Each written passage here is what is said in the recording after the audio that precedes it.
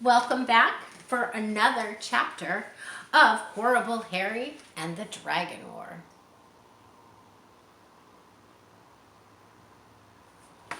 by Suzy Kline. So if you remember from chapter 2, because we're starting chapter 3 today, if you remember from chapter 2 at the end, Harry and Song Li got into a little bit of a disagreement about what a dragon was really like.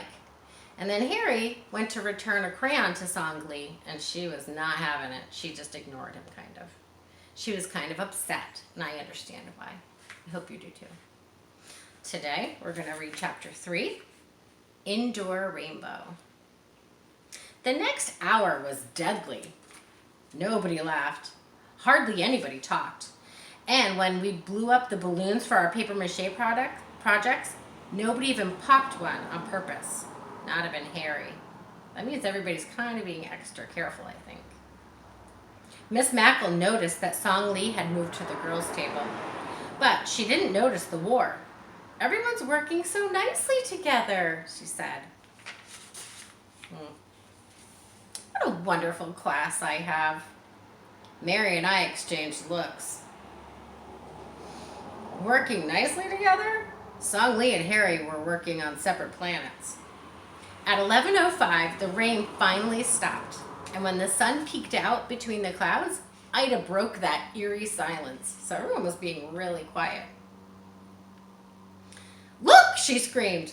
"There's a rainbow on our table!" Everyone shot out of their seats, holding their sticky hands in the air because they're all working with papier-mâché. There it was, a perfect rainbow with all of the colors: red, orange, yellow, green, blue, indigo, and violet. It was magical.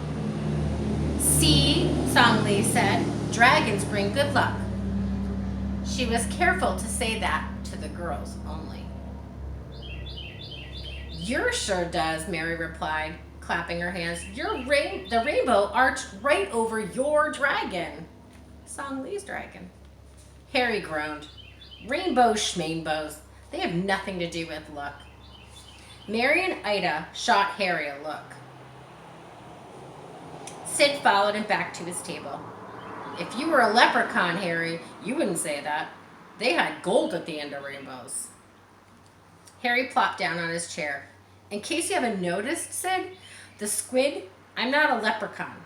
I'm a knight, Sir Harry. See the dragon that I'm making?" This is a picture of the rainbow that touched Song Li's dragon picture. So it must have come in from the window.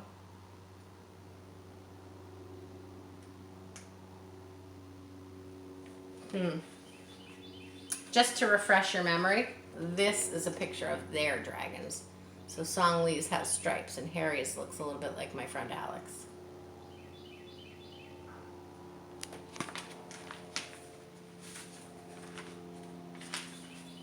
"Cool," Sid replied. "So I'll call you Sir Harry the Canary from now on?" Because noticed Harry called Sid a name. Harry nodded as he taped a toilet paper roll to his dragon. I don't think Harry minded his nickname as much as Sid put Sir in front of it. A few minutes later, Harry walked over to Song Li. He had forgotten that she was mad at him. "What do you think of my dragon now?" he asked. Song Li always said something about Harry's work that was nice, but this time it was different. Song Li didn't even look at Harry. She didn't say one word. She just kept pasting her long paper strips on her dragon. What do you think she's feeling right there?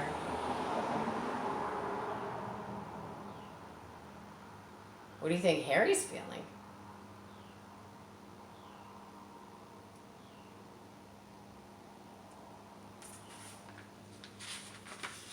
Their fight had turned into a deadly, silent war. It's probably the best kind. "How long are you going to keep this up?" Harry demanded. Song Li said nothing. Harry demanded, but she still said nothing. The silence was so strong we could hear the wall clock tick, tick, tocking. This time when Harry returned to our table, Mary followed him. As soon as he sat down, she shook a finger in his face. You need to apologize. To who? Harry asked. Song Lee, she said. For what? Harry snapped. For calling her dragon stupid. No way, Harry insisted. Any dragon that drinks cream and has stripes and curly purple hair is stupid. He's not being very nice. Mary blew up into her bangs, going, Harry Spooger, I am joining Song Lee's side of this war. Just you wait for recess. Harry grumbled something as Mary stormed off.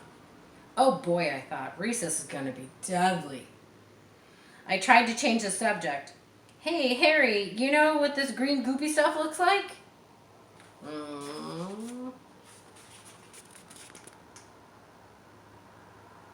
That's Mary confronting Harry. And blowing her bangs up. She looks like she's huffing. Hey, Harry, you know what this green goopy stuff looks like? Harry didn't respond, but I told him anyway. Snot. I let the goopy paste drip slowly from my paper so he could see what I meant. Yeah, Harry replied. It looks, and he looked over for a second. But he didn't laugh like he usually did at gross things. Or he didn't fall off his chair. He didn't even flash his white teeth like a smile. Ever since Harry and Song Lee had their big fight, life in room 3B just wasn't fun anymore.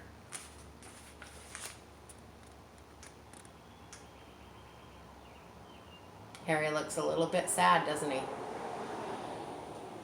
I hope he's thinking about what Mary had said to him.